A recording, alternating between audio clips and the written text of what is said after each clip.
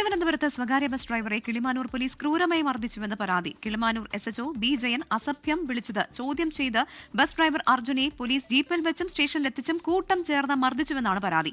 വനിതാ പോലീസ് ഒഴികെ സ്റ്റേഷനിലെ മുഴുവൻ പോലീസുകാരും മർദ്ദിച്ചുവെന്ന് അർജുൻ 24നോട് പറഞ്ഞു. ഇക്കഴിഞ്ഞ ഓഗസ്റ്റ് 18-ന് കിളിമാനൂർ പ്രൈവറ്റ് ബസ് സ്റ്റാൻഡിന് സമീപമാണ് പ്രശ്നങ്ങളുടെ തുടക്കം. ബസ്സുമായി സ്റ്റാൻഡിനുള്ളിലേക്ക് അർജുൻ വന്നപ്പോൾ എതിർദിശയിൽ നിന്നും പോലീസ് ജീപ്പ് വന്നു.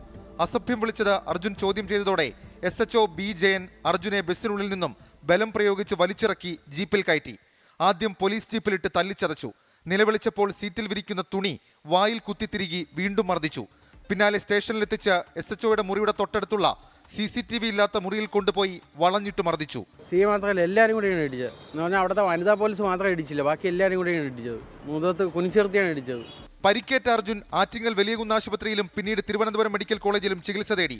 എന്നാൽ അർജുൻ പരാതിയുമായി പോകുന്നുവെന്ന് മനസ്സിലാക്കിയ SHO B. ജയൻ ഡോക്ടറെ സ്വാധീനിച്ച് ചികിത്സ നിഷേധിച്ചെന്നും അർജുൻ. ഞാൻ അവിടെ വിഷയം ഉണ്ടാക്കിയെന്നും പറഞ്ഞുകൊണ്ട് ബഹളം വെച്ച് എന്നെ അവിടെ നിന്ന് പറഞ്ഞുവിടുകയാണ് ചെയ്തത്. പോലീസ് അതിക്രമത്തിൽ അർജുന്റെ ജീവിതമാർഗമായിരുന്ന ജോലിയും നഷ്ടമായി. ഷഫീദ് റൌത്തർ 24 തിരുവനന്തപുരം.